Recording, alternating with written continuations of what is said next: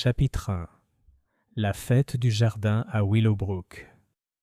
C'était un de ces chauds après-midi de début juillet où la campagne anglaise semble s'être parée pour les festivités. La place du village de Willowbrook, soigneusement entretenue et agréablement ombragée par de grands marronniers, grouillait d'étals, de banderoles et du joyeux brouhaha de voisins qui se connaissaient depuis bien trop longtemps pour être indifférents aux affaires des autres. L'occasion était la fête annuelle du jardin, organisée, elle l'aurait dit à quiconque l'aurait demandé, presque seule par Madame Caroline Elmsworth. Grande femme anguleuse, au nez imposant et aux manières inflexibles, Madame Elmsworth présidait le comité d'organisation, la guilde des dames, et de la vie générale, le vicaire lui-même, bien qu'il ne l'ait jamais vraiment admis. Miss Jane Marple, vêtue de sa robe d'été pâle et de son chapeau ombragé orné de violettes, était confortablement assise sous le chapiteau, près de la table du concours de confiture. Elle écoutait, avec l'air de quelqu'un qui absorbe plus qu'il ne remarque, la conversation de Madame Price Ridley et de Mademoiselle Hartnell, engagées dans un débat animé sur la question de savoir si la confiture de groseille, aussi bien cuite soit-elle, pouvait jamais être qualifiée de supérieure à celle de cassis. Les yeux bleu pâle de Miss Marple pétillaient par moments, bien qu'elle n'y contribuât guère. Pour ceux qui ne la connaissaient pas, elle apparaissait comme une vieille fille au caractère des plus doux. Mais son esprit, aussi vif que les aiguilles à coudre qu'elle gardait toujours à portée de main, enregistrait les changements de ton, les silences soudains et les petites trahisons qui circulaient autour d'elle.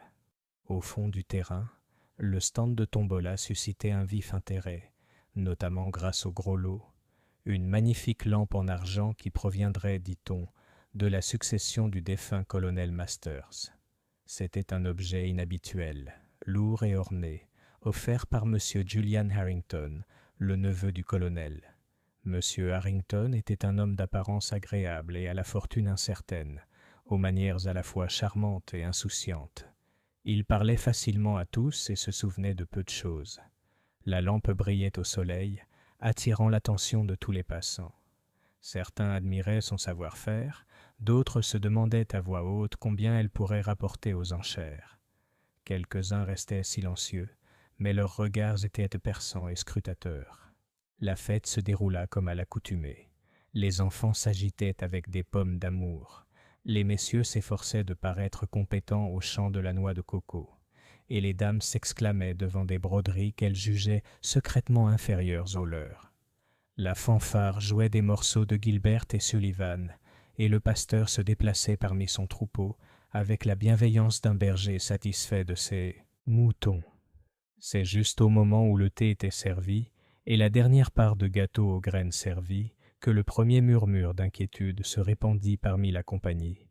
Madame Elmsworth était partie à la recherche de M. Harrington, qui devait tirer le billet gagnant de la tombola. Un retard de quelques minutes n'était pas de grande conséquence, mais Madame Elmsworth n'avait pas l'habitude d'attendre. À son retour, cependant, son visage était étrangement pâle, son regard habituellement perçant, perdu dans le flou. Elle fit signe au vicaire, et tous deux disparurent un instant dans le presbytère. Peu après, un policier fut aperçu traversant la place. Le brouhaha des ragots monta comme une ruche dérangée. La nouvelle se répandit rapidement, comme c'est souvent le cas dans les villages, où les nouvelles voyagent plus vite que la poste. M. Harrington avait été retrouvé dans la sacristie, effondré à côté de la lampe en argent, qui était maintenant étrangement faible, son abat-jour de travers. Mort. Absolument, incontestablement mort. L'effet immédiat fut la consternation. Madame Price Ridley déclara qu'elle avait toujours su que quelque chose arriverait. Mademoiselle Hartnell s'exclama « Un meurtre ? À Willowbrook ?» et se remémora aussitôt tous les événements suspects de l'année écoulée qui, selon elle, pouvaient être liés à la tragédie. La police, appelée de Marleycombe, arriva dans l'heure.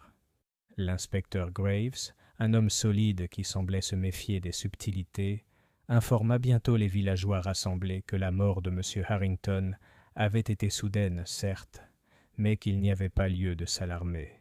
Il suggéra une probable insuffisance cardiaque, précisant toutefois qu'un médecin confirmerait bien sûr la mort.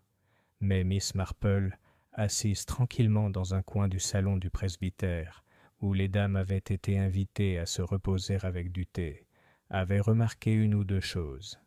Elle avait remarqué par exemple que la lampe qui brillait si récemment sur le stand de tombola était maintenant curieusement tachée, comme si elle avait été essuyée à la hâte.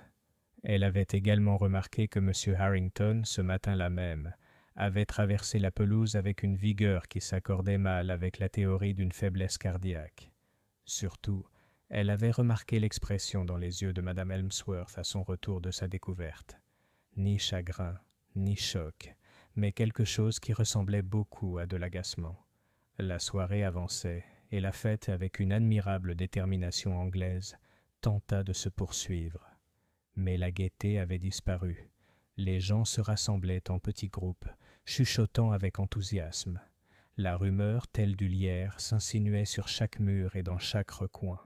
Lorsque Miss Marple retourna dans sa coquette petite maison, le village était déjà divisé. Certains étaient convaincus que M. Harrington avait abusé du cognac.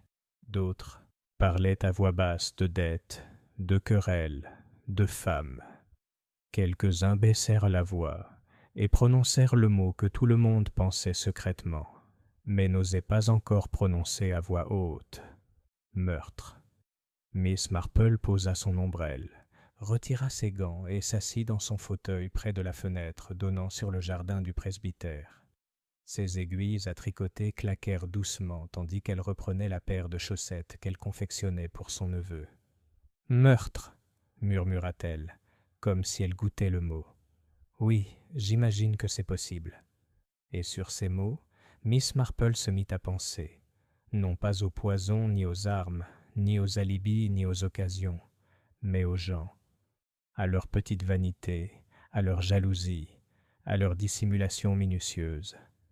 Elle pensa à l'agacement de Mme Helmsworth, à la lampe tachée et à l'étrange empressement avec lequel Miss Hartnell avait saisi l'événement. Une lampe qui avait autrefois brillé avec tant d'intensité, désormais éteinte, et un homme qui se croyait invulnérable s'éteignit avec elle. Oui, pensa Miss Marple, la lampe s'était éteinte une fois, mais elle pourrait encore s'éteindre. Chapitre 2. Chuchotement dans le village. Le matin arriva à Willowbrook avec une sérénité trompeuse. Les cloches de Saint-Luc sonnaient d'un matin, la charrette à lait roulait docilement dans le chemin, et les roses du jardin de Mme Helmsworth s'épanouissaient, comme si rien de fâcheux ne s'était produit la veille.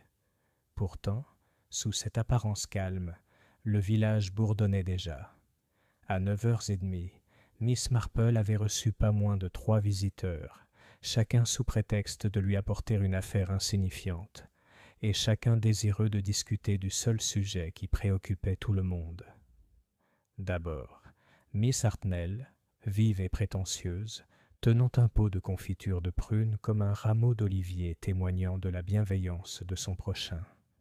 Elle s'assit, raide, sur le canapé fleuri de Miss Marple et annonça, de son air décidé, qu'elle avait toujours considéré M. Harrington comme un homme de caractère douteux. Trop attaché aux dames, si vous voyez ce que je veux dire, confia-t-elle à voix basse, bien qu'il n'y ait personne d'autre. Et il n'hésite pas non plus à emprunter de l'argent. Madame Finch, de l'épicier, m'a dit qu'il devait une somme considérable. Voyez-vous, Jane, ces hommes-là finissent souvent mal. Miss Marple écoutait avec une attention polie, hochant la tête de temps en temps, bien que son esprit tamisât les paroles de Miss Hartnell comme on tamise la farine, séparant les grains utiles des inévitables grumeaux. À peine mademoiselle Hartnell était-elle partie que madame Price Ridley arriva, dans son état habituel d'indignation vertueuse.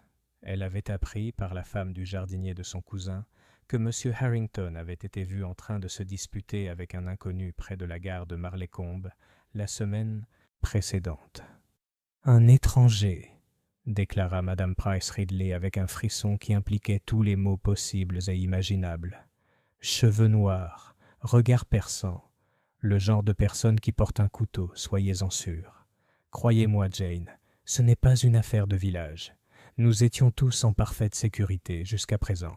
Miss Marple servit encore du thé et offrit du gâteau aux graines. Elle fit remarquer gentiment que de nombreux étrangers passaient par Marleycombe, surtout en été. Mais Madame Price Ridley ne se laissa pas décourager. Lorsque la troisième visiteuse, Madame Clément, l'épouse bienveillante du vicaire, arriva avec une inquiétude sincère plutôt qu'avec enthousiasme, Miss Marple s'était forgé une impression familière. Chacun, en évoquant le décès, en révélait davantage sur lui-même que sur le défunt. La sévérité de mademoiselle Hartnell, la crainte de Madame Price Ridley envers les étrangers, et même la tendre anxiété de Madame Clément, autant de petits aperçus de la personnalité de la personne. Pendant ce temps, l'inspecteur Graves menait son enquête avec une rigueur constante, quoique dénuée d'imagination. À midi, il était de notoriété publique que le médecin avait certifié que la mort de M. Harrington n'était pas de cause naturelle. L'empoisonnement avait été évoqué à voix basse, mais la police avait refusé de donner plus de précisions. À l'auberge du Lion Rouge, les spéculations allaient en bon train. Certains affirmaient que la lampe avait été trafiquée, son câblage défectueux. D'autres étaient certains qu'il s'agissait d'une boisson alcoolisée à la boisson mortelle. Quelques-uns évoquaient même des histoires de malédiction familiale liées aux biens du colonel Masters. « C'est la lampe, voyez-vous, » dit M. Pritchard, le propriétaire, en polissant un verre avec un soin délibéré. « Pas de chance, voilà ce que c'est. Elle s'est éteinte une fois, et maintenant elle a emporté un homme avec elle. » Sur quoi la compagnie murmura son accord, car une malédiction, aussi improbable soit-elle, est toujours plus divertissante que la banale possibilité de l'arsenic. Miss Marple, de passage au village cet après-midi-là avec son sac à tricot, s'arrêta près de l'auberge juste le temps d'entendre. Elle ne posa aucune question, se contenta d'un sourire bienveillant lorsqu'on la salua et poursuivit son chemin. Sa véritable destination était le presbytère, où Madame Helmsworth était enfermée avec le vicaire et l'inspecteur. Miss Marple ne s'immisça pas, mais elle remarqua par la porte entr'ouverte l'expression du visage de Caroline Helmsworth, sévère, sur la défensive, et plus singulièrement pleine de ressentiment. Plus tard, dans le jardin, elle rencontra la jeune Lucy Helmsworth, la nièce de Caroline, qui s'occupait des roses. Cette jolie fille de 19 ans était habituellement joyeuse, mais ses yeux étaient maintenant rouges. « C'est horrible, Miss Marple !» s'exclama-t-elle. « Oncle Julian, enfin Monsieur Harrington, n'était pas parfait, mais il ne méritait pas ça. » Miss Marple posa doucement la main sur son bras. « Ma chère, la mort est rarement méritée, qu'elle survienne subitement ou lentement. »« Avez-vous vu Monsieur Harrington hier, avant ?» Lucy hésita. « Juste un instant. » Il semblait distrait. Cross même. Tante Caroline se disputait avec lui à propos de la tombola. Elle disait que la lampe n'aurait jamais dû être offerte comme prix. C'était un héritage familial. Et qu'a répondu M. Harrington? Lucy secoua la tête. Il a ri. Il a dit qu'il avait besoin d'argent et que la lampe lui appartenait, qu'il pouvait en faire ce qu'il voulait. Ma tante était furieuse. Le regard de Miss Marple s'adoucit. Une dispute, donc, et à propos de l'objet même près duquel l'homme était mort. Ces petits détails domestiques se révélaient souvent plus révélateurs que de grandes théories de malédiction ou d'assassins étrangers. Ce soir-là, l'inspecteur fit son annonce officielle. Une enquête approfondie serait menée. Entre-temps, ajouta-t-il avec assurance, il y avait déjà un suspect probable. Monsieur Stephen Bell, employé de maison chez Harrington, avait été interpellé. Bell, semblait-il, avait été licencié 2 semaines auparavant seulement suite à un désaccord sur ses salaires. On l'avait vu traîner près de la place pendant la fête, bien qu'il n'ait pas participé au divertissement. Son ressentiment était bien connu, et la police considérait l'affaire comme réglée. La nouvelle se répandit rapidement, et beaucoup acquiescèrent d'un air entendu, comme s'ils s'en doutaient depuis le début. Les villageois apprécient tant la clarté des explications. Mais Miss Marple, de nouveau assise près de sa fenêtre avec son tricot, ne hocha pas la tête. Ses aiguilles cliquetaient à un rythme régulier tandis qu'elle réfléchissait à ce qu'elle savait de Stephen Bell. Un homme maussade, certes, mais dont la mauvaise humeur semblait toujours plus encline à la boisson qu'à la violence. Les domestiques renvoyés faisaient d'excellents boucs émissaires, mais au cours de sa longue observation de la nature humaine, il était rare qu'ils soient les véritables coupables. Le lendemain matin, de nouvelles rumeurs se firent entendre. Madame Clément, pâle et affligée, confia avoir entendu l'inspecteur Graves dire au vicaire que des traces d'un somnifère, de l'hydrate de chloral, avaient été trouvées dans le verre de M. Harrington.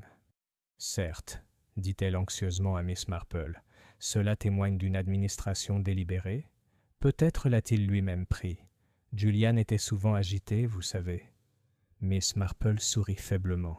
« Oui, ma chère, on prend des somnifères, mais en général on n'en avale pas assez pour se tuer lors d'une fête de village en plein après-midi. » Madame.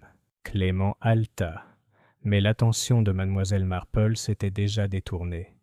Elle pensait, comme si souvent, à des analogies, à cette histoire avec le pauvre M. Harper à St. Mary Mead, bien des années auparavant, lorsque la vérité sur sa mort, accidentelle, résidait non pas dans des querelles évidentes, mais dans une situation familiale des plus ordinaires, que personne n'avait remise en question.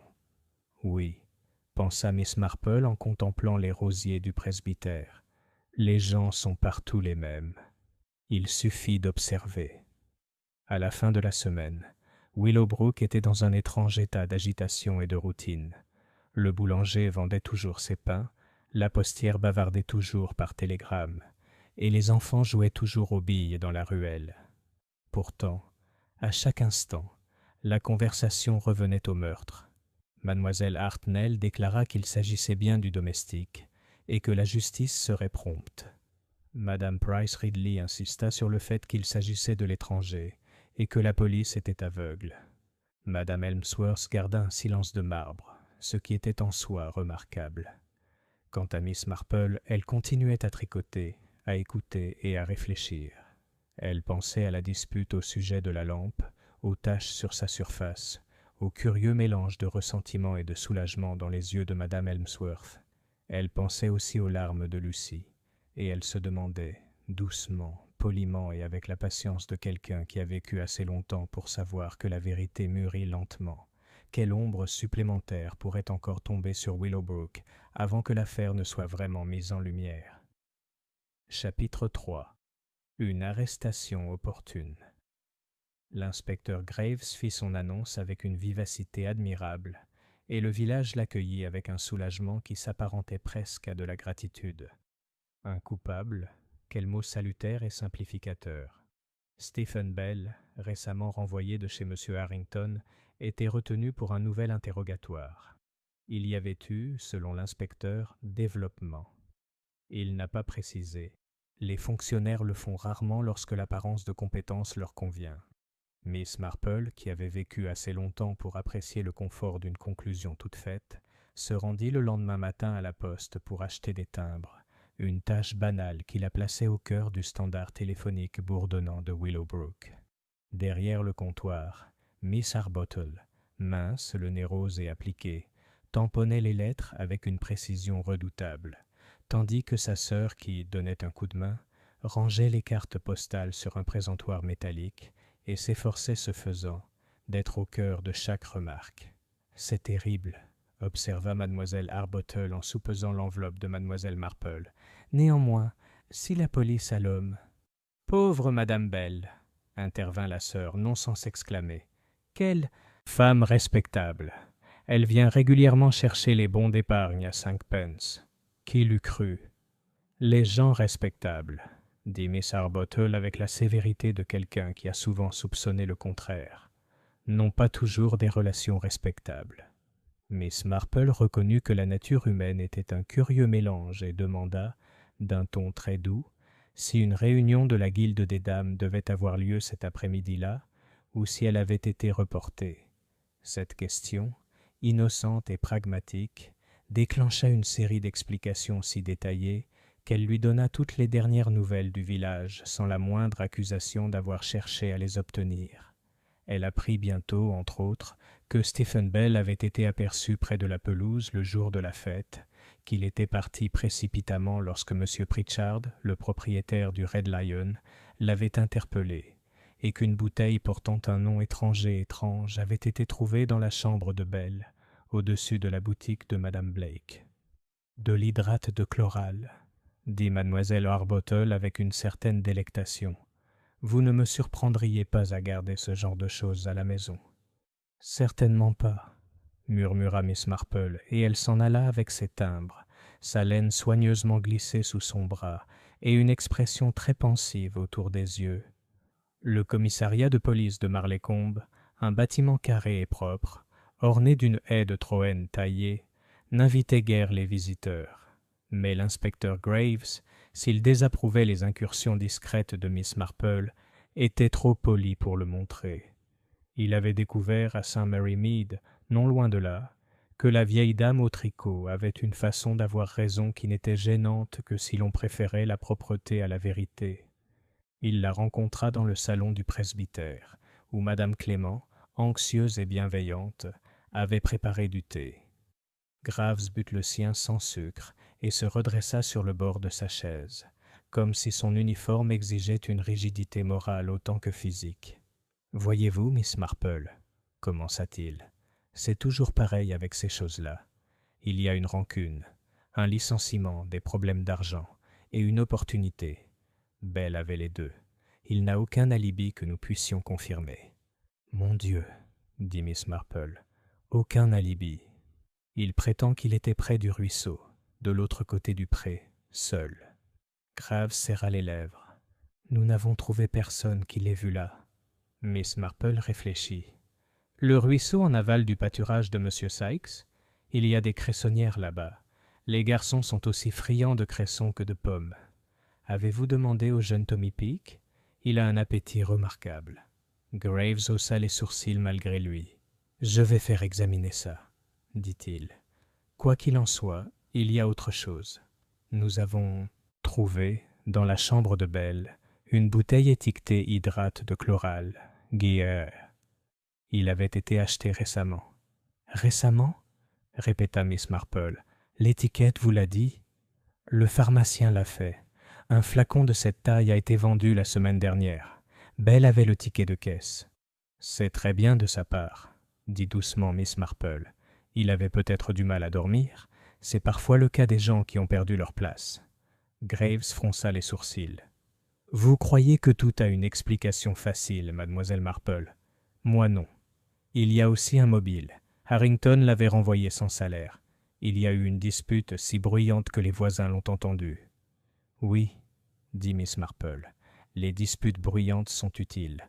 On peut compter sur les voisins pour les répéter avec des améliorations. » Elle se tourna vers Madame Clément. « Ma chère, savez-vous si M. Harrington avait l'habitude de boire un somnifère ? » « Je n'en ai aucune idée, » dit Madame Clément affligée. « Mais le docteur Archer a dit au vicaire qu'on avait trouvé suffisamment de chloral dans l'organisme de M. Harrington pour engourdir un bœuf. »« Ah, dit Miss Marple. Alors ce n'était pas une dose prise normalement pour se reposer. Le chloral est amer, je crois. Il faut le dissimuler. »« Son verre, dit Graves en saisissant l'ouverture. On a trouvé un gobelet dans la sacristie avec une forte odeur de cognac. »« Du brandy, répéta Miss Marple, à une fête de village en pleine chaleur de l'après-midi. Quel air viril. Elle ajouta avec cette douceur qui désarmait même les policiers. Les hommes ont tendance à garder quelque chose pour les urgences. Ce brandy, c'était le sien? De sa flasque, vide. Le regard de Graves s'aiguisa. Vous voyez? Personne n'aurait dû le lui préparer. Il aurait pu faire ça lui-même, s'il avait voulu rejeter la faute sur quelqu'un d'autre, même si je n'apprécie guère le suicide qui se donne la peine de passer pour un meurtre. Non, dit Miss Marple, moi non plus. Elle sirota son thé. Il y a l'affaire de la lampe. Graves eut un léger mouvement d'impatience. La lampe? Je suppose qu'il faut qu'on nous parle de la lampe. L'installation électrique était en ordre. L'abat-jour était de travers. Quelqu'un l'avait heurté. Il y avait des taches, certes, mais on manipule les choses lors des fêtes, et M. Harrington l'avait soulevé pour montrer le poinçon sur le pied. La seule chose inhabituelle concernant cette lampe, c'est qu'on raconte qu'elle s'est éteinte 2 fois. ce qui est une absurdité villageoise, même si je suis certain que M. Pritchard et les autres auront une légende prête d'ici dimanche. » Miss Marple ne protesta pas. Elle se contenta de regarder par la fenêtre ouverte la roseraie de Madame Clement, où un papillon blanc tremblait sur un pétale, dégageant une impression d'incertitude délicate. « Les gens, dit-elle, répètent rarement une chose à moins que cela ne les satisfasse. S'ils disent que la lampe s'est éteinte 2 fois, j'ose dire que quelque chose, tout à fait ordinaire très probablement, s'est produit 1 fois, puis une autre fois, et ils en ont fait toute une histoire. La vérité commence généralement là où les histoires naissent. » Graves eut un petit rire. « Nous aurons la vérité, n'ayez crainte, » dit-il en se levant. « Et elle ne sera pas loin de l'évidence. Belle fera l'affaire. » Il prit congé en saluant les dames. Madame Clément servit du thé à Miss Marple d'une main légèrement tremblante. « Vous ne pensez pas que c'est Stephen Bell ?» demanda-t-elle. « Ma chère, » dit Miss Marple, « jeune comme Stephen Bell. Apprécier n'a pas grand-chose à voir là-dedans.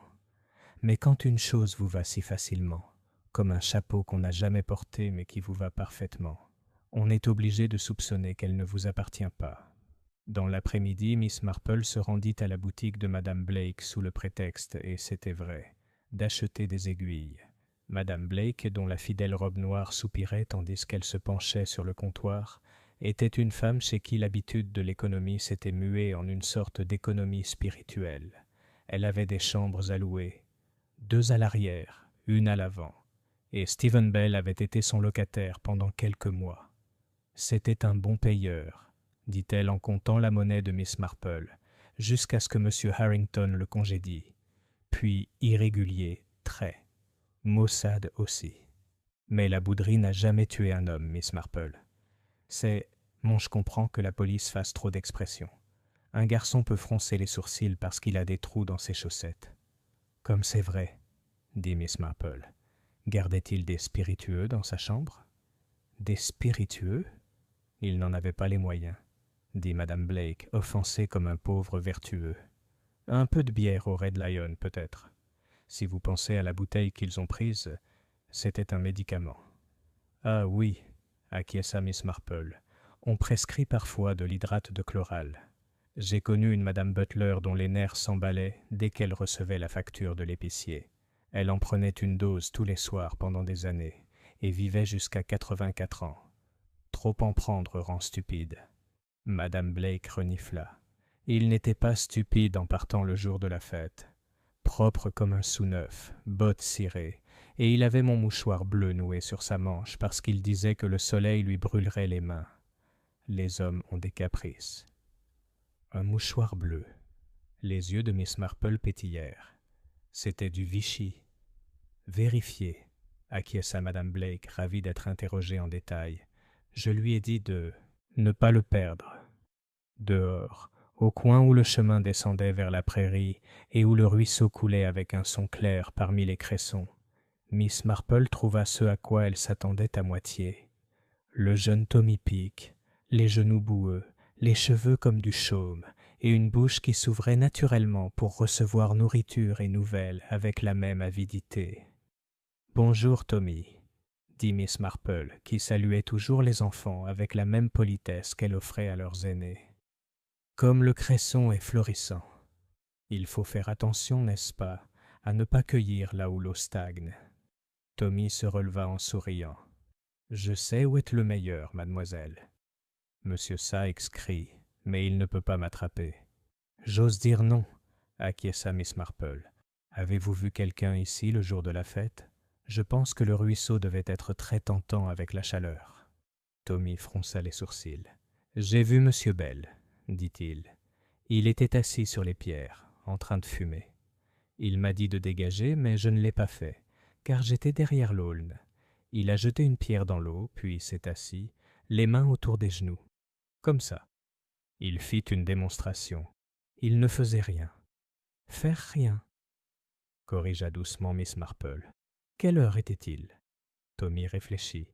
Avant que le groupe ne joue le Mikado. Monsieur Pritchard nous a dit d'arrêter de parcourir les cailloux parce que le vicaire avait un discours. Miss Marple remercia Tommy et lui donna la demi-couronne qu'elle avait destinée à la laine. Elle n'avait pas pour habitude de soudoyer les enfants, mais la vertu n'est pas inflexiblement économe. En se détournant, son regard tomba sur quelque chose de pâle, accroché à une aubépine. Elle le détacha, du coton fin à carreaux bleus, un coin déchiré d'un mouchoir. Elle le replia dans son gant. La nature, songea-t-elle, était un témoin plus fidèle que bien des humains, moins soucieuse de sa propre apparence. Au cabinet du docteur Archer, une pièce qui sentait agréablement le phénol et les livres, Miss Marple s'enquit poliment de sa tension artérielle, dont elle avait des raisons de supposer qu'elle existait et restait stable. Puis, lorsque le médecin lui eut mis les menottes, l'eut écouté et conseillé la modération. Il conseillait toujours la modération. Elle remarqua que le chloral était extrêmement amer. « C'est une chose horrible, » acquiesça le docteur Archer. « Ça laisse un goût inoubliable. Il faudrait alors du cognac pour le déguiser. Du brandy ou quelque chose de très sucré et très parfumé. Du sirop de gingembre, par exemple. Il y avait de la limonade à la fête, dit Miss Marple. La recette de Madame Helmsworth, vraiment piquante. Je me demande si un homme qui aimait le cognac choisirait la limonade avec sa propre flasque à portée de main. Le docteur Archer, homme pragmatique et n'ayant jamais appris à discuter avec Miss Marple, car elle ne le faisait pas, se contenta d'observer, fronçant légèrement les sourcils. « Si vous insinuez, dit-il, que le mélange était préparé pour lui, eh bien, je dirai à Graves de vérifier qui a eu accès à la sacristie et quand. »« Merci, » dit Miss Marple. « Je crois que la clé de la sacristie est accrochée à un crochet dans le bureau du pasteur, et que Madame Helmsworth, en sa qualité d'organisatrice de la fête, est allée et venue tout l'après-midi. » Le docteur la fixa du regard. « Mon Dieu, Miss Marple, vous allez nous faire soupçonner la moitié de la paroisse. »« Je ne me méfie pas, » dit Miss Marple en se levant, considérant. « C'est une toute autre affaire. » Le soir s'avançait avec cette tendresse particulière aux soirées anglaises d'été, des nuages fins comme de la dentelle, les haies exhalant le parfum chaud qu'elles avaient emmagasiné toute la journée, et les moutons, au loin, broutant avec de petits cris de satisfaction. Miss Marple, tricotant sur sa véranda, regardait Lucy Helmsworth remonter le sentier. Les épaules de la jeune fille s'affaissèrent. « Ma chère, » dit Miss Marple, « vous n'avez pas dormi. » Lucy était assise, tortillant son mouchoir. « Tante Caroline dit que c'est pour le mieux. Si Stephen Bell l'a fait, alors c'est fini. Mais Miss Marple, il n'aimait pas l'oncle Julian. Aucun de nous ne l'aimait, vraiment, quand il était horrible. Mais Stephen n'est pas... » Elle hésita. « Je ne crois pas qu'il soit méchant. » « C'est réconfortant, » dit Miss Marple, « de garder ses croyances en la nature humaine souple. » Elle posa son tricot. « Dis-moi, mon enfant, pendant la fête, les lampes du chapiteau se sont-elles éteintes ?» Lucy cligna des yeux. « Des lampes ?» Il faisait jour. « Oui, oui, » dit Miss Marple. « Mais il y a eu 2 moments, n'est-ce pas, où les gens se sont exclamés. Une fois lorsque la fanfare a commencé une marche et que le gramophone qui jouait pour les bals des enfants est tombé en panne de façon intempestive. Et une autre fois, lorsque Madame Helmsworth a demandé le silence et que le mégaphone est tombé en panne. Les gens ont dit « Oh, la lampe est éteinte », ce qui signifiait « chose sur laquelle on s'appuie ». La 2e fois, je crois, c'était juste avant que M. Harrington ne se rende à la sacristie pour récupérer le livre de la tombola. Lucy la regarda, étonnée. « Comment le sais-tu » ?« Ma chère, » dit Miss Marple, « les gens parlent, et ce dont ils parlent, ils le laissent tomber en petites miettes le long du chemin. » Lucy resta silencieuse un instant. « Il y a autre chose, » dit-elle enfin, précipitamment. « Tante Caroline m'a envoyé chercher le livret de la tombola tout à l'heure. Je ne l'ai pas trouvé. » Il n'était pas sur le stand où il aurait dû être. Tante était vexée. Puis M. Harrington a dit qu'il l'avait mise en sécurité, à la sacristie. « En effet, » dit doucement Miss Marple. « Et après l'arrivée de la police, le livre a-t-il été retrouvé ?»« Je crois que oui, c'est M. Graves qui l'avait, » dit Lucy. « Ma tante a dit, Voilà, bien rangé, comme si elle était contente qu'il soit à sa place. Les aiguilles de Miss Marple reprirent leur mouvement, ce calme cliquetis qui, pour ceux qui la connaissaient, signifiait trier les fils dans l'esprit autant que dans la main. Les livres de tombola, observa-t-elle, ont des talons et des numéros. On peut voir qui achète un article et quand. Ce sont des registres très bien rangés, et des registres bien rangés sont parfois plus dangereux que des registres en désordre. On l'oublie. Lucy se leva, un peu plus calme. « Tu ne penses pas que Stephen… » « Je pense, » dit Miss Marple, « que votre tante est une femme très compétente qui aime que les objets restent là où elle les a placés. Je pense que M. Harrington aimait déplacer les choses quand cela lui convenait. Ces deux tempéraments ne font pas bon ménage. » Lucy parvint à sourire. Tante Caroline dirait qu'elle n'a jamais épousé personne. « C'est très prudent de sa part, » dit Miss Marple. « Maintenant rentre chez toi, ma chère, et bois quelque chose de chaud. Et pour l'instant, ne dis rien à personne. » Lorsque Lucy fut partie, la lumière déclinant vers un gris doux, où le contour des ifs du presbytère s'adoucissait et s'accentuait, Miss Marple sortit de son tiroir à gants le morceau de Vichy bleu et l'examina une fois de plus. Sur le bord, il y avait une légère trace brunâtre, de la terre certes, mais avec un éclat granuleux. Elle la toucha d'un doigt humide et sourit. Oui, du gravier de Cressonnière, celui que le ruisseau charriait du gué. La nature, y à nouveau, disait sa vérité. Sur sa petite table à écrire, près du pot de stylo bien rangé, elle a disposé 3 choses en rangée. Le morceau de papier bleu, une note au crayon sur laquelle on pouvait lire chloral, amer, déguisé, et un coin déchiré qu'elle avait trouvé plus tôt dans la journée au stand de la fête. Un feuillet du livret de tombola, dont le numéro manquait à moitié, la perforation étant rugueuse comme s'il avait été déchiré à la hâte plutôt que soigneusement détaché. Elle ne l'avait pas pris sur le coup. On ne vole pas de preuves, même pour une bonne cause, mais après que le comité eut, avec une convenance résolue, remis les choses en ordre, il était resté sur l'herbe, ignoré de tous, sauf des oiseaux. Les oiseaux n'ont que faire des chiffres.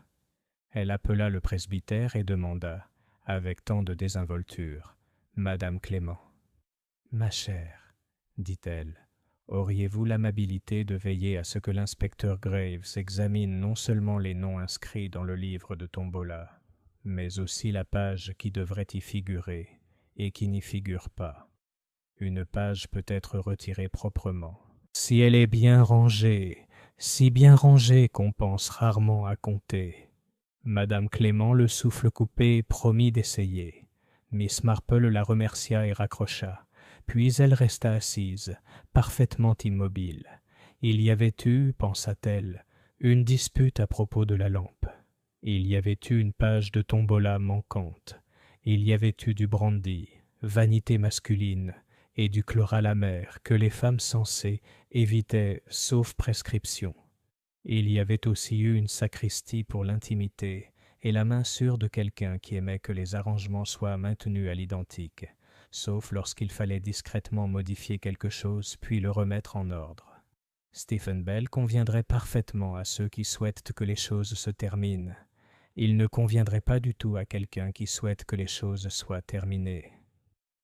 Vrai, il était près du ruisseau au moment des faits, boudant peut-être, fumant, mais aussi pas là, où la malveillance était vive et pragmatique. Un homme qui a planifié un meurtre reste rarement assis, les mains sur les genoux, comme un garçon envoyé au coin. Il agit. Les aiguilles de Miss Marple s'immobilisèrent. Son regard se porta sur la lampe posée sur sa table, dont l'abat-jour doux diffusait une lueur discrète. La phrase avait couru dans tout le village. La lampe qui s'est éteinte 2 fois. La première fois, c'était un petit échec. Une machine qui s'arrêtait, un mégaphone qui trébuchait. La deuxième fois, c'était un homme. Oui, pensa-t-elle, tandis que le papillon effleurait la vitre d'un baiser faible et futile. La deuxième fois, c'était un homme.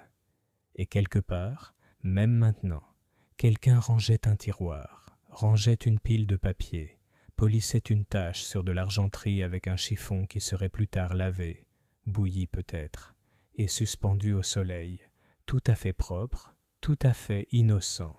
Miss Marple reprit son tricot. Il ne fallait pas se presser. La vérité, comme la confiture, se gâte si on la fait bouillir trop fort. Mais elle irait le matin voir l'inspecteur Graves et lui dirait, avec sa douceur, que les garçons au bord des ruisseaux remarquent plus que les agents de police en service, que les livres de tombola ont des pages qui défilent dans l'ordre, et que les somnifères sont plus souvent administrés dans des tasses que le patient croit inoffensives, que dans des verres qu'il garde précieusement. « Pauvre Stephen !» murmura-t-elle, mis à l'intention du papillon, mis à ses propres pensées. « Je ne pense pas que tu sois un meurtrier. Tu es colérique et insensé, mais c'est très différent. Il faut faire attention à qui nous punissons pour quel péché. » L'horloge de l'église sonna l'heure. Dans le silence qui suivit, Willowbrook sembla retenir son souffle. Puis un chien aboya au loin, et les bruits ordinaires du soir revinrent, le grincement d'une chaise, une femme appelant un enfant, le tintement de la vaisselle. La vie, cette aimable conspiratrice, reprit son agréable artifice de permanence. Mais Miss Marple, qui avait vu passer bien des soirées et démasquer bien des fraudes, était assise, sa laine sur les genoux, le regard lucide. On avait trouvé le mauvais suspect. Il était temps, maintenant, de suivre le fil conducteur qui reliait la lampe tachée, la dispute et la page manquante. Un fil conducteur qui, soupçonnait-elle, ne menait pas à un homme boudeur au bord d'un ruisseau, mais à l'intimité immaculée des arrangements d'une femme. Chapitre 4. Le livre de tombola. Le dimanche matin, l'église de Willowbrook était exceptionnellement pleine. Même ceux qui venaient rarement étaient les d'avis qu'après une telle semaine, une démonstration de piété était de mise. Le soleil filtrait à travers les vitraux, peignant les bancs de rayons de couleur qui tombaient sur des têtes inclinées, moins par dévotion que par réflexion. Madame Elmsworth était assise, droite comme toujours, son chapeau orné d'une redoutable plume d'autruche qui tremblait comme une bannière chaque fois qu'elle se retournait. À ses côtés se tenait Lucy, pâle et abattue, les yeux fixés sur l'autel. Mademoiselle Hartnell, plus bas, murmurait à voix haute à Madame Price Ridley la méchanceté des domestiques. Cette dernière répondit en déclarant que les étrangers étaient infiniment pires, et toutes deux se signèrent avec une telle vigueur qu'on aurait pu croire que le diable en personne était présent au premier banc. Miss Marple, 2 rangs derrière, écoutait avec sa douce attention habituelle. Ses prières étaient des supplications discrètes et intimes pour la patience et la compréhension. Elle avait appris depuis longtemps que la vérité, aussi bien cachée soit-elle, avait une curieuse façon de surgir, tel un bouchon immergé dans l'eau. Elle ne pouvait être retenue indéfiniment.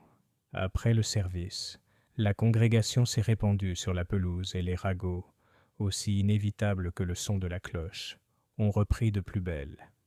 L'inspecteur Graves était là, discutant avec le docteur Archer et le vicaire.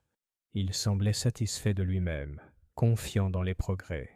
Les villageois l'abordèrent avec l'empressement déférent réservé aux policiers et aux curés, impatients de lui demander ce qu'il savait, mais tout aussi désireux de montrer ce qu'il savait. Il savait. Miss Marple se déplaçait doucement parmi les groupes, sans les presser ni les éviter, son sac à tricot sur le bras. Elle marqua une pause en entendant M. Pritchard, l'aubergiste, raconter comment le livret de tombola avait été retrouvé en sécurité dans le tiroir de la sacristie, exactement là où il devait être. « Ce qui est une grâce, » ajouta-t-il, « car je ne souhaite pas en être tenu responsable. » Le comité a jugé que c'était convenable et Madame Elmsworth elle-même a constaté que tout était là, impeccable. « Vraiment ?» demanda Miss Marple doucement, comme si elle rêvait à voix haute. L'aubergiste, ravi d'être entendu, répéta son histoire 2 fois, en l'enjolivant. « Propre comme un sous-neuf. » Oui, pensa Miss Marple, c'était bien Caroline Elmsworth. Tout était rangé avec précision, chaque chose à sa place. Même un livre de tombola, surtout un livre de tombola. L'après-midi suivant, elle réussit en toute innocence à se rendre au presbytère. Elle portait un petit pot de gelée d'églantier, Un petit quelque chose, dit-elle, pour le garde-manger de madame Clement.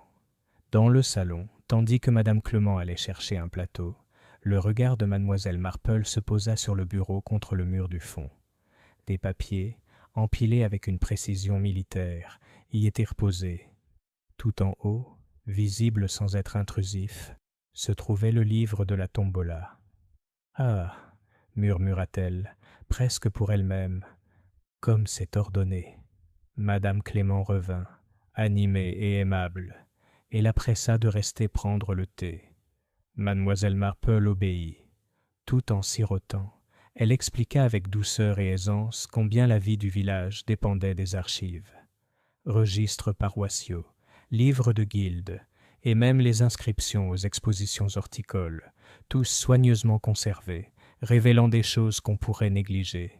Madame Clément hocha vaguement la tête, ne comprenant pas le sens du message, et mademoiselle Marple laissa la conversation dévier vers des sujets plus sûrs. Mais dans son esprit, elle revit le bout de papier rugueux et déchiré qu'elle avait ramassé dans l'herbe, le talon d'un billet de tombola, non pas détaché proprement, mais arraché. Une page manquante, et pourtant le livre était déclaré complet. Trop complet. Ce soir-là, elle se rendit chez les Helmsworth.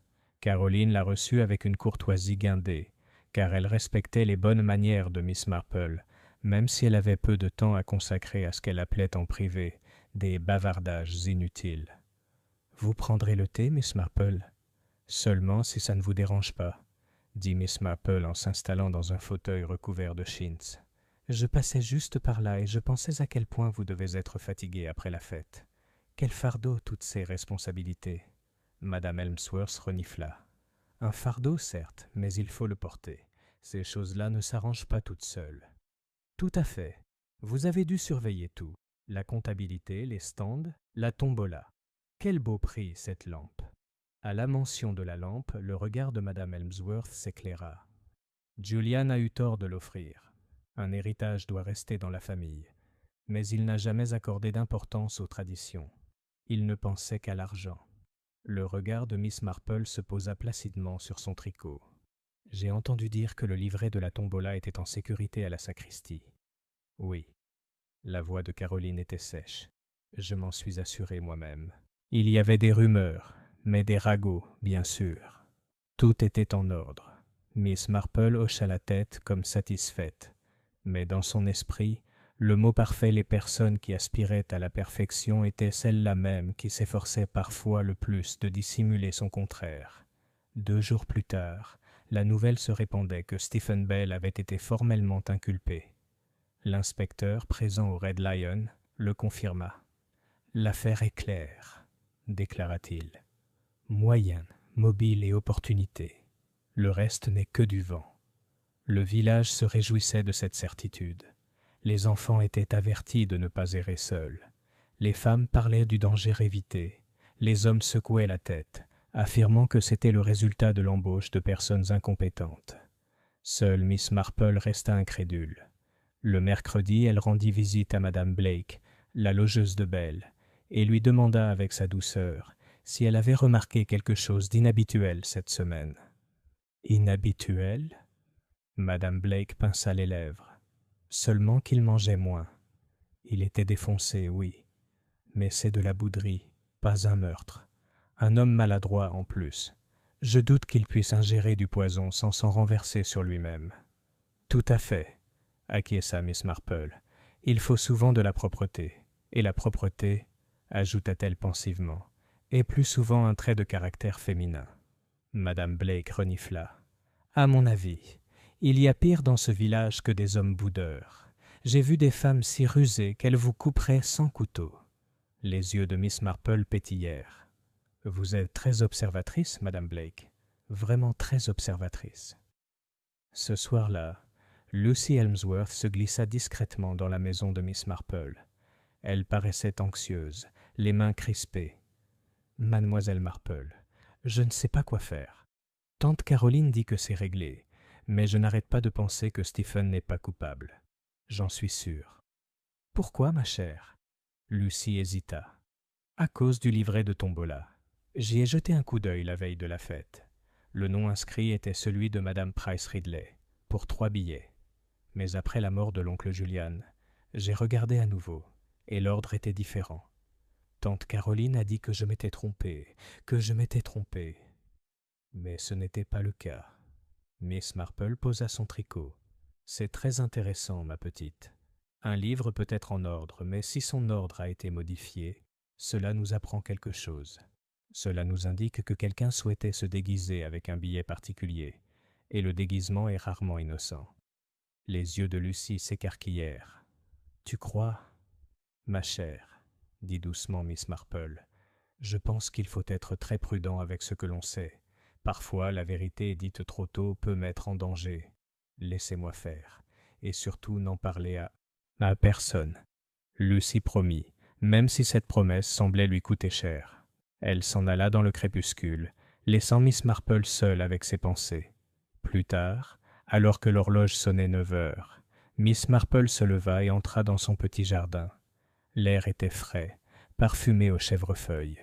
Elle regarda les fenêtres du presbytère, où une lumière brûlait encore dans le bureau de Caroline Helmsworth. Une silhouette passa entre les rideaux, grande, anguleuse, se mouvant avec la vivacité de quelqu'un habitué à commander. Miss Marple considéra la silhouette avec une patience silencieuse. Le tiroir bien rangé, la page manquante, la lampe tachée, la dispute que personne n'avait oubliée, chaque petit indice était une couture. Et dans le tissu qu'il formait, une silhouette se détachait. « La perfection, murmura-t-elle, est souvent le déguisement le plus utile de tous. » Elle rentra à l'intérieur, ses aiguilles cliquetant à nouveau, tissant la laine tandis que son esprit tissait des fils humains. Le piège, elle le savait, devait être tendu avec délicatesse, un filet psychologique, et non pas seulement des preuves. Et pour cela, elle devait attendre que la main coupable s'empare, inévitablement, de l'ordre. Chapitre 5. Une seconde obscurité. Les jours qui suivirent l'inculpation de Stephen Bell auraient dû de plein droit ramener la tranquillité à Willowbrook. Après tout, les villageois préféraient les conclusions aux complications. Pourtant, le calme qui s'installa ne fut pas rassurant, mais empreint d'inquiétude. Au crépuscule, les voix baissaient, les enfants étaient au nez rappelés plus tôt, et le silence du soir était parfois rompu par le claquement d'un volet, comme si le mal, une fois déchaîné, pouvait rôder et trouver les fenêtres ouvertes invitantes. Miss Marple, assise à sa fenêtre avec son tricot, le sentait dans l'air.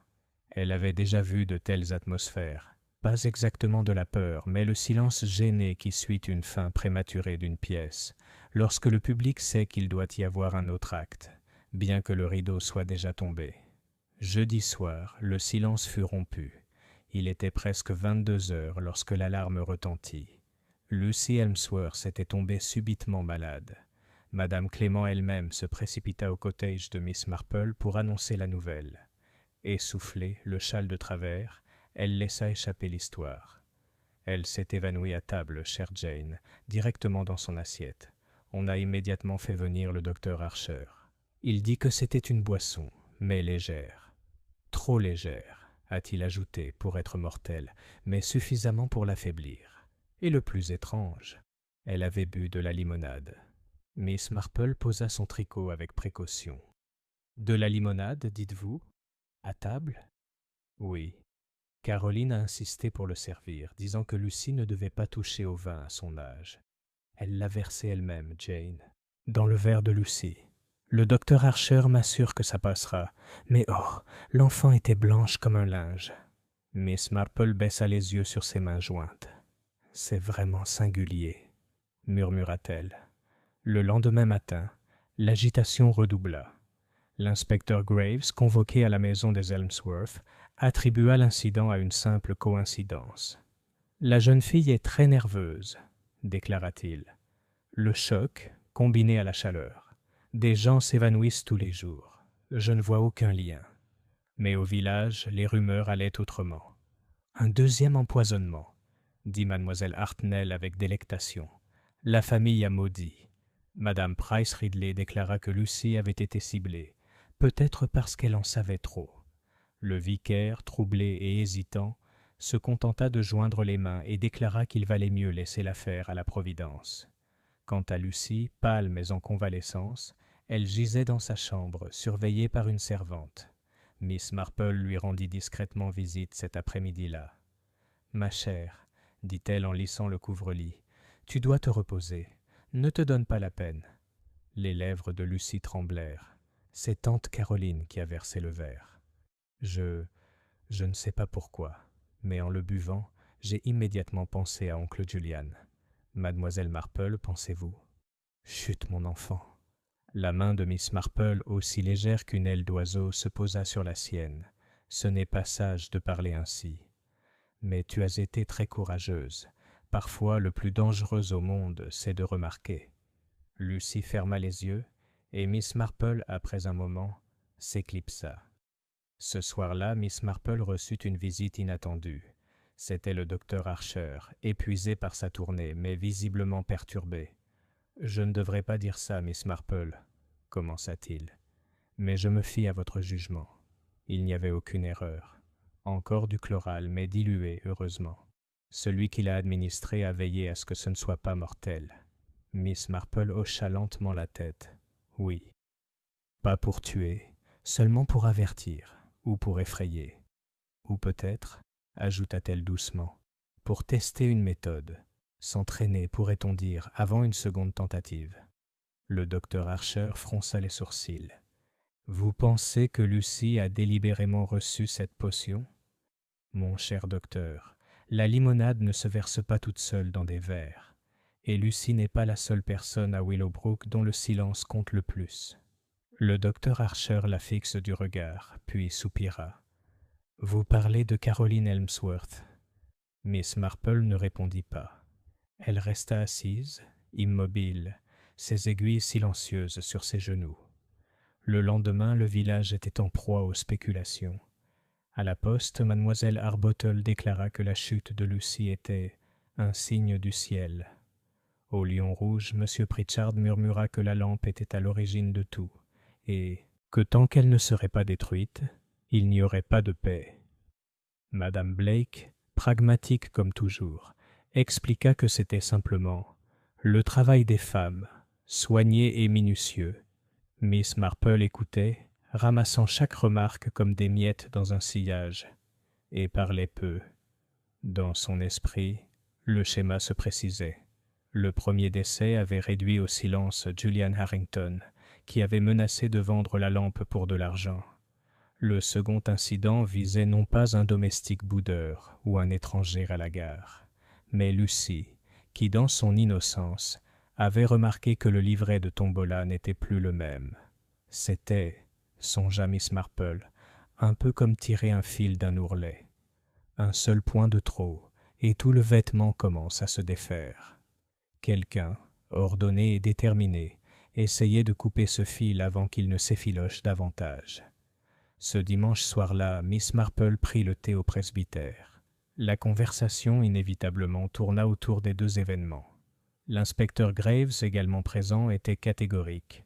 Le premier était un meurtre, le second une simple hystérie. Les jeunes femmes y sont sujettes. Je l'ai vu des centaines de fois. Miss Marple remuait son thé. Oui, tout à fait. L'hystérie peut paraître très convaincante. Et pourtant, inspecteur, je me demande si l'hystérie laisse souvent dans l'estomac un résidu identifiable chimiquement. Graves rougit. Je compte sur le docteur pour ça. Pourtant, ça ne prouve rien. On a notre homme. Belle sera pendue. Miss Marple posa sa cuillère.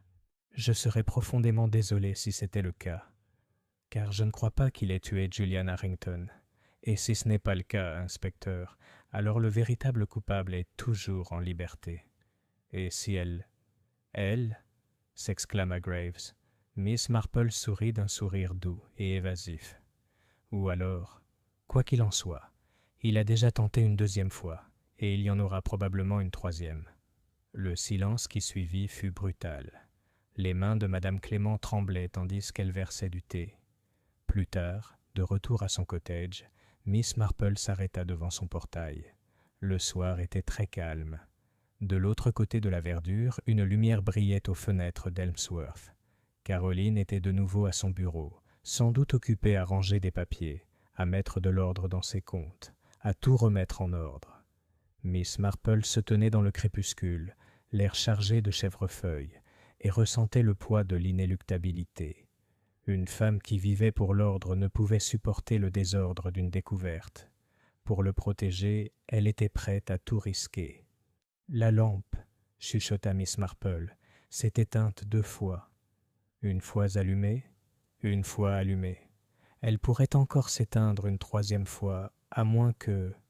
Elle ferma la porte derrière elle et entra, son tricot déjà prêt. Il fallait préparer le piège. Ni maladroitement, ni à la hâte, mais avec la même précision dont son adversaire se targuait. Et quand cela se produirait, pensait Miss Marple, l'obscurité de Willowbrook serait enfin dissipée. Chapitre 6. Dispositions en ordre. L'inspecteur Graves reçut mademoiselle Marple tard le lendemain matin, d'humeur plutôt tolérante. Il avait mal dormi, admit-il, et des lettres du quartier général attendaient une réponse. Néanmoins, il libéra un espace au bord de son bureau, joignit ses larges mains et attendit. « Je vous ai apporté 2 petites choses, » dit Miss Marple, les présentant avec la fierté discrète d'une poule montrant des œufs petits mais parfaitement utilisables. D'abord, ce morceau de Vichy, que j'ai trouvé déchiré sur une aubépine près du ruisseau un jour de fête. Madame Blake m'a dit que Stephen Bell portait un mouchoir bleu noué à sa manche pour se protéger du soleil. Vous remarquerez, elle se pencha en avant, les yeux brillants, que le gravier qui le recouvre provient du gué cressonnier. Le garçon, Tommy Peake, a vu M. Bell là-bas au moment qui vous inquiète. Graves regarda, puis grogna, non sans grâce. Cela prouve seulement que Bell était au ruisseau. Non pas qu'il n'a pas fait un aller-retour jusqu'au green. Mon Dieu, dit aimablement Miss Marple, nos villageois sont d'excellents chronométreurs, grâce à la fanfare et au discours du curé, sinon à la montre. Il place M. Bell près du ruisseau, juste avant le Mikado-la-messe commença, et le vicaire demanda le silence. À ce moment précis, M. Harrington se rendit à la sacristie. C'est un long demi-mille à parcourir 2 fois sans elle. Graves émit un bruit évasif. Et deuxièmement, poursuivit Miss Marple, un bout de papier déchiré du livret de Tombola, retrouvé plus tard dans l'herbe. Il provient du milieu d'une page, pas de la fin. Vous voyez la perforation grossière? Quelqu'un l'a déchirée à la hâte. On fait ça quand on est pressé de retirer un disque. Graves retourna le petit bout de papier d'un index. « Vous construisez un dossier, » dit-il, « avec l'appétit d'un enfant et un chiffon. Ça fera peut-être l'affaire en conversation. »« Oh, inspecteur, » répliqua doucement Miss Marple, « je ne construis jamais avec des chiffons. Je construis avec des habitudes. Les chiffons ne sont que là où les habitudes ont frôlé le monde. » Il soupira. « Tu penses que Caroline Helmsworth a falsifié le livret de Tombola ? » « Je pense, » dit Miss Marple, « que le livre se trouvait là où une femme capable pouvait le prendre en main. Et je pense que les femmes capables changent les choses non pas parce qu'elles sont mauvaises, mais parce qu'elles ne supportent pas le désordre pour triompher. Elles rangent. » Elle hésita presque en s'excusant. « Il y a aussi Lucie. » Le regard de Graves s'aiguisa. « La limonade, oui. Je n'ai aucune preuve que ce n'était pas un dosage. Inconsidéré. » « Non, » acquiesça Miss Marple, « mais obtenir une preuve est une tâche fastidieuse tant qu'on n'a pas réuni les circonstances qui la forcent à se présenter. Je propose d'en réunir quelques-unes. » Graves se pencha en arrière. « Je ferais mieux de ne pas te demander ce que tu veux dire. »« Ce serait plus gentil de ne pas le faire, » dit Miss Marple d'une voix douce. « Mais vous serez très obligeant si vous passiez à mon cottage demain à 4 heures. Ne vous annoncez pas. Le mieux est de passer par la porte de derrière. » Il haussa les sourcils. « Une razzia de confitures et de crumpets ? » « Un audit, » dit Miss Marple avec une satisfaction innocente. « Les dames adorent les audits. » La guilde des dames, invitée à prendre le thé, rassembla ses souvenirs et ses plus beaux chapeaux avec une rapidité réjouissante. Miss Marple laissa Madame Clement, qui ne pouvait jamais résister à son aide, lui faire parvenir les notes. Une petite réunion chez Miss Marple pour régler les comptes de la fête et rédiger l'avis de remerciement pour le magazine paroissial. N'hésitez pas à apporter vos bons et livres. Elle ajouta elle-même une ligne à Caroline Helmsworth, d'une écriture discrète et démodée. Pourrions-nous avoir le livret de Tombola un jour pour être sûr des chiffres? Votre fardeau est si lourd, ma chère. Laissez-moi vous en donner quelques grammes. La réponse est arrivée dans le script clair et net de Caroline. Bien sûr. Je l'apporterai. Tout sera en ordre. La plume d'autruche, pensait Miss Marple, tremblait d'un air approbateur dans l'encre. Au matin, Miss Marple prit ses dispositions avec la même rigueur, et la même rigueur qui, espérait-elle, plairait aux sensibilités qu'elle souhaitait toucher. Le petit bureau près de la fenêtre était débarrassé et garni de buvards, de stylos et d'un mémo intitulé « Fête Proceeds » Réconciliation. À côté, elle a placé les épreuves de page du magazine paroissial, obtenues auprès du vicaire avec une demande d'aide pour la ponctuation. Une enveloppe adressée Omar Lécombe, Gazette pour le mot de remerciement.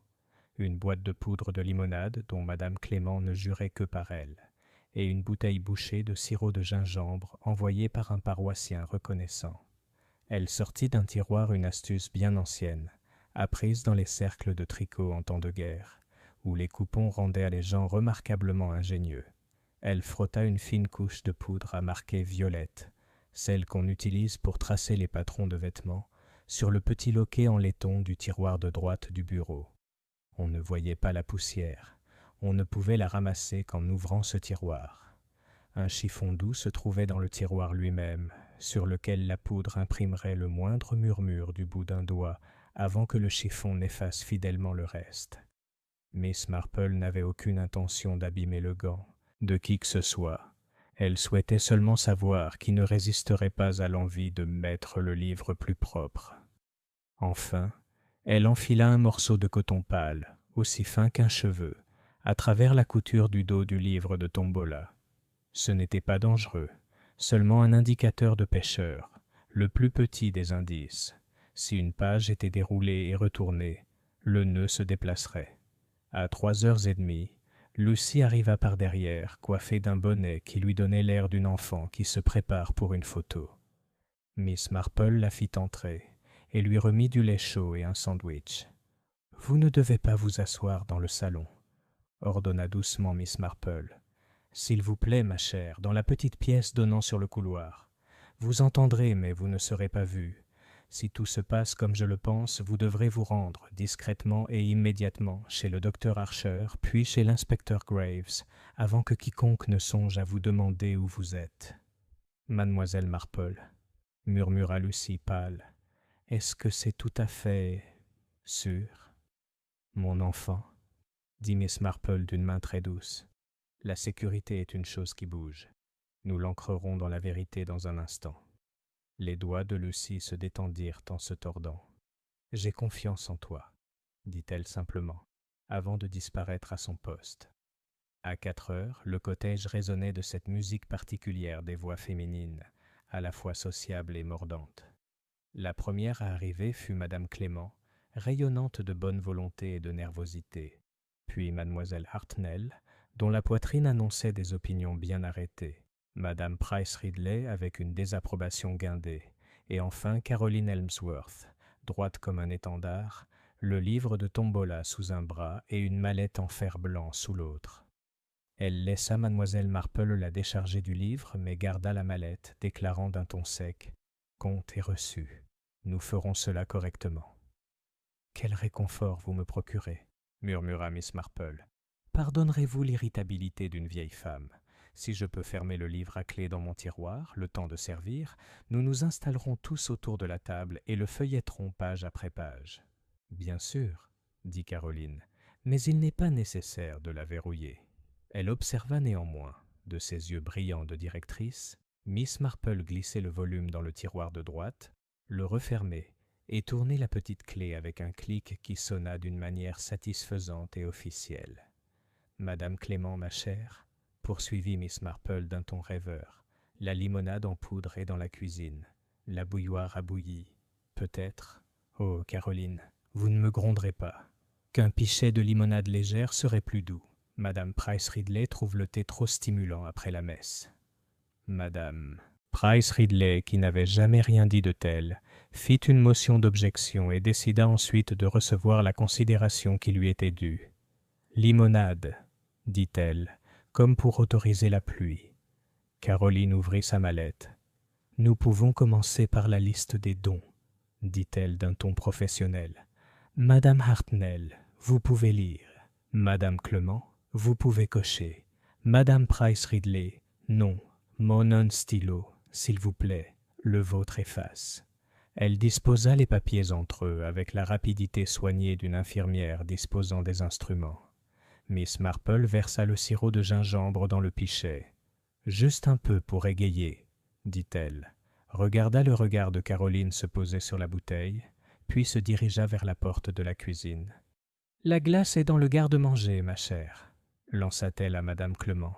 « Il faut être civilisé. » Le va-et-vient domestique, consistant à verser et à apporter, créait cette légère brume de mouvement qui permet toujours de faire passer une petite chose inaperçue.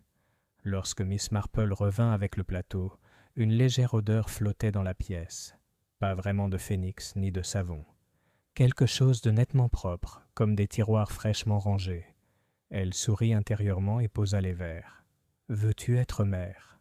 demanda-t-elle, et elle lui fit l'honneur de le faire. Caroline serra les lèvres. Elle accepta son verre d'un hochement de tête et le rangea soigneusement loin des papiers. Madame Clement but une gorgée avec gratitude. Madame Price Ridley se raidit. Mademoiselle Hartnell déclara que le gingembre lui donnait du tonus. « Maintenant, » dit Caroline, reprenant son discours. La tombola. Miss Marple ouvrit le tiroir, sortit le livre et le posa sur le sous-main, exactement au centre de la table. « Quel réconfort !» murmura-t-elle, « de voir les pages si régulières. Ma vue n'est plus ce qu'elle était, mais l'uniformité est réconfortante. »« L'ordre, » corrigea Caroline avec une pointe de chaleur. « L'ordre réconforte la communauté. » Ils s'y mirent. Les noms défilèrent, de petites sommes qui comptaient pour ceux qui les donnaient, de plus importantes qui devaient paraître importantes. Miss Marple suivit d'un doigt fin et posa le genre de questions qui invitent à la supériorité. « On écrit, mademoiselle, devant les noms de jeunes filles, de nos jours ? Je déteste être démodée. » Caroline répondit avec une patience infinie. Madame Price Ridley renifla, Mademoiselle Hartnell épela, Madame Clément cocha, et étant Madame Clément, sourit à tout le monde. En haut d'une page, Miss Marple marqua une pause. Elle ne regardait Caroline, tourna la feuille très doucement, puis la retourna, de sorte que le fil pâle noué à travers la couture reposait plus délicatement sur le papier. Le minuscule nœud avait bougé, juste un tout petit peu, juste assez pour retourner le plus fin morceau de coton à moitié sur lui-même. « Vas-y, » dit Caroline d'un ton enjoué. La plume d'autruche s'inclina. « Bien sûr, » dit Miss Marple, « nous reviendrons. » Ils arrivèrent au bout, et Caroline, avec la certitude de celle qui a réalisé une opération à sa satisfaction, dit « Vous voyez, c'est complet, tout à fait conforme. Mesdames, veuillez signer la feuille de résultat. » « Juste comme ça, » approuva Miss Marple. « Seulement, quelle drôle de petite chose. Cette page est numérotée, pointe 37 dents, le coin inférieur au crayon, et la page suivante, 39. On peut être tellement stupide, n'est-ce pas, à propos de la numérotation ? » Caroline se raidit. « Une erreur d'impression, » dit-elle. « On a l'habitude de mal marquer les coins inférieurs. »« C'est étrange, » dit Miss Marple, « parce que... » Elle tourna le livre d'une page, puis d'une autre. « Je remarque que le crayon utilisé pour les chiffres a exactement la même dureté que celui de votre trousse. Vous voyez ? Quand on appuie un peu plus, la couleur s'intensifie. J'ose dire que ce n'est rien. » Un léger bruit résonna dans la pièce, le souffle des femmes s'étranglant. Les yeux de Madame Price Ridley s'écarquillèrent et s'agitèrent. Mademoiselle Hartnell commença à parler, se ravisa et lécha le bout de son crayon avec une hâte coupable. La voix de Caroline s'éleva d'une voix douce. « Si vous voulez suggérer que j'ai renuméroté, quelle idée étrange. Le livre est resté à la sacristie. »« Vraiment ? demanda Miss Marple, et la douceur rendait la question terrible. Caroline resta silencieuse un instant. Puis, on perd du temps. Veuillez signer. Certainement, dit Miss Marple. Elle trempa la plume, signa de sa petite main d'écolière et fit passer le papier doucement. Nous devons aussi rédiger nos remerciements. Ce sera agréable de remercier la succession de M. Harrington pour la lampe. J'ai cru comprendre, son regard était perdu, que le poinçon de la lampe est plutôt faible. Il faut polir avec contumace pour que ces choses restent nettes. La bouche de Caroline s'éclaircit. Si c'est une pique, Miss Marple, c'est de mauvais goût. Oh non, dit Miss Marple, l'image même de la détresse. Je suis bien trop vieille pour les piques. Je voulais simplement dire que le tissu qu'on utilise pour l'argenterie a noirci si horriblement que je le fais toujours bouillir avec de la soude et le suspends à la corde. Quelle stupide domesticité. Elle marqua une pause, puis leva les yeux, toute innocente. Préfères-tu utiliser un tissu blanc ou bleu pour ce genre de travail? Je trouve que le bleu est celui qui tache le moins, comme le dit Madame Blake du mouchoir de sa locataire. Il y eut un bref instant avant que Caroline ne réponde. Blanc, évidemment. Évidemment, murmura Miss Marple en souriant à Madame Clement, qui, la pauvre âme, écrivait ses signatures au mauvais endroit. Ma chère, la... Deuxième ligne. Ils terminèrent. Les papiers étaient empilés. Le livre était bien rangé. Miss Marple le referma, noua la ficelle avec ses doigts, qui avaient déjà noué 1000 paquets, et se leva. « Vous m'avez donné le courage de tenter une petite astuce, » dit-elle. « Je garde mes vieux reçus paroissiaux dans le tiroir de droite. Si nous y mettons le livre pour le moment, il sera en sécurité jusqu'à ce que je l'apporte au presbytère. Je déteste tellement l'avoir dans mon sac. » Caroline ouvrit la bouche, la referma et dit seulement « Comme tu veux ».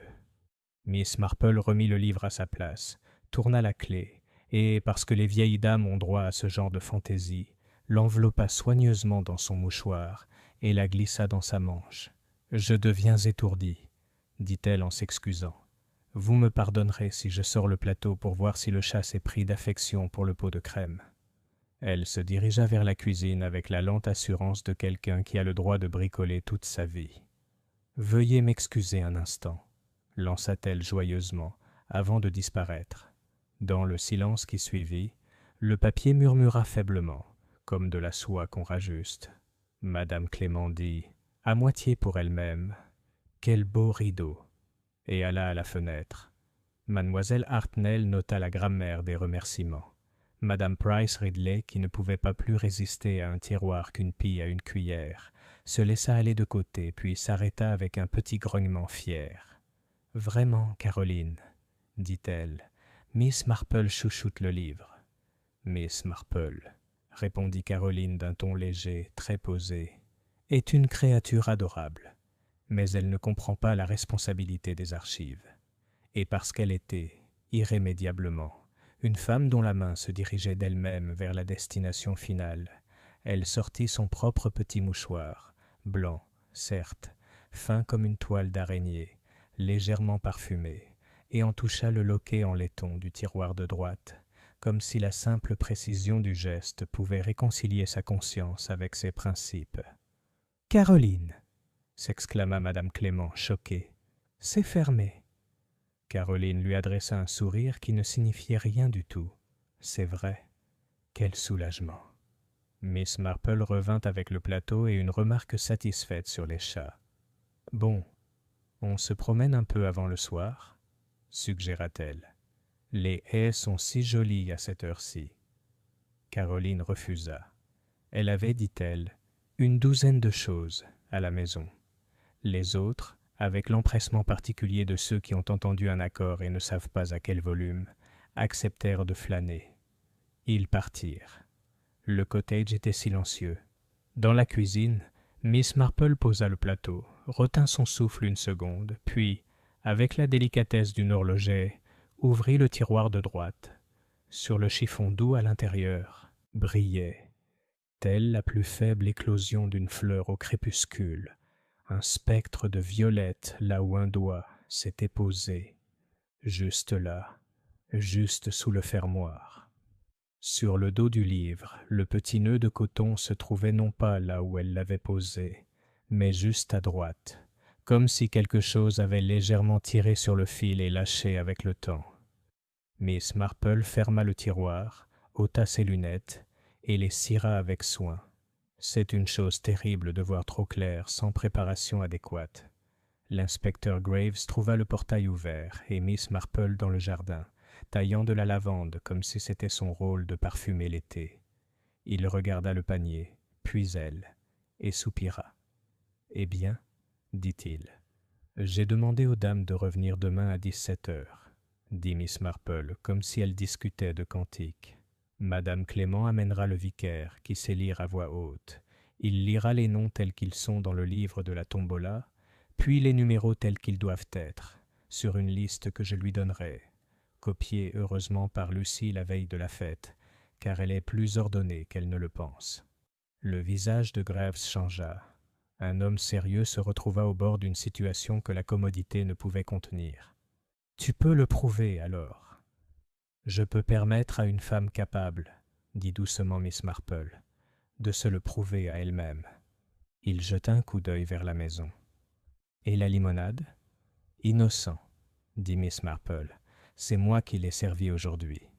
Demain, quelqu'un d'autre sera impatient de s'occuper des rafraîchissements, si impatient qu'il apportera une bouteille, car le nôtre était trop fort hier. Si vous avez l'amabilité de faire attendre le docteur Archer dans mon arrière-cuisine, discrètement, il pourra vous dire si le sirop de gingembre doit vous mordre la langue avec autant de curiosité. » Graves déglutit. « Tu me tends un piège. »« Je mets de l'ordre dans une pièce, » corrigea Miss Marple. « La personne à qui je pense ne peut résister à une pièce en désordre. » Il resta immobile un instant, puis hocha la tête d'un air sec. « Très bien. Et belle. Gardez-le là où il ne risquera pas de se faire plus de mal en boudant, dit-elle. Demain soir, il aura plutôt l'air d'un homme malchanceux que d'un homme méchant. Ne le relâchez pas trop vite. Les esprits bien rangés n'aiment pas le désordre soudain. » Graves laissa échapper un petit rire involontaire. « Vous êtes terrifiante, Miss Marple. »« Oh non, dit-elle, et son sourire était aussi doux qu'un ciel d'août. Je suis seulement vieille. » Au crépuscule, Lucie se recula, le bonnet de travers, le regard vif. « Est-ce qu'elle... » Miss Marple lui toucha la main. « Demain, ce sera plus sûr. Ce soir, tu dormiras chez Madame Clément. Ça ne la dérangera pas. Prends le chemin de traverse. Je lui ai déjà dit que tu venais. Et Lucie ne dit rien, à personne. Les braves font parfois l'erreur de parler les premiers. » Lucie hocha la tête, la bouche blanche, et s'enfuit. Miss Marple se tenait devant le portail après son départ. De l'autre côté de la verdure, une fenêtre de la maison Helmsworth s'éclairait et s'assombrissait tandis qu'une silhouette passait devant la lampe. Immobile, sans hâte, déterminée. La plume d'autruche avait sans doute été rangée. On préparait les papiers. Une femme veillait, avec le dévouement inébranlable de son espèce, à ce qui devait être arrive. « La lampe, » murmura Miss Marple dans la lumière déclinante, ne sait pourquoi elle brûle, ni pourquoi on l'éteint. Elle retourna dans sa petite maison bien rangée, où tout était à sa place, et où tout le reste attendait d'être remis à sa place. Les ciseaux brillaient, la bouilloire soupirait. Sur le bureau, sous la surface calme du buvard, un minuscule fantôme violet attendait d'être reconnu. Demain, pensa-t-elle, serait le jour où la vérité serait expliquée. Ce soir, le jour du silence, pour que la vérité puisse entendre son nom. Chapitre 7. La troisième tentative. L'après-midi suivant arriva avec cette étrange luminosité propre aux étés anglais. Pas un soleil éclatant, mais une clarté claire et sèche qui faisait scintiller les haies et donnait à l'air un aspect plus vif. Miss Marple, assise dans son salon impeccable, lissait la nappe d'une main presque respectueuse. Tout était prêt. Le livret de tombola était posé au centre de la table, soigneusement ficelé. À droite, un pichet de limonade fraîche, piquante et acidulée, préparée avec ses propres citrons confits l'année précédente, était posé à côté d'une assiette de gâteau aux graines. À gauche, La bouteille de sirop de gingembre que Caroline avait appréciée la veille, son bouchon remis en place, attendait. Dans l'arrière-cuisine, à l'abri des regards, le docteur Archer était assis, mal à l'aise, sur une chaise en bois et une petite caisse d'instruments à ses côtés. Son visage joyeux était grave. L'inspecteur Graves, quant à lui, s'était posté juste derrière la haie avec 2 agents, prêts à intervenir au signal de Miss Marple. Miss Marple elle-même, comme toujours, ressemblait à une vieille fille bienveillante se préparant à une réunion de comité. Son tricot était à portée de main, ses lunettes sur le nez. Pourtant, sous son calme, ses pensées étaient vives et posées. Le piège était appâté. Il ne restait plus qu'à voir si la proie entrerait. Les dames arrivèrent une à une. Madame Clément la première, anxieuse comme toujours, le regard nerveux. Mademoiselle Hartnell la suivit, sérieuse et vive. Madame Price Ridley la suivit, raide et méfiante comme un tisonnier. Enfin, Caroline Helmsworth entra, droite et imposante, le livret de Tombola sous le bras comme un étendard d'autorité. « C'est gentil de nous avoir réunis, Miss. »« Marple »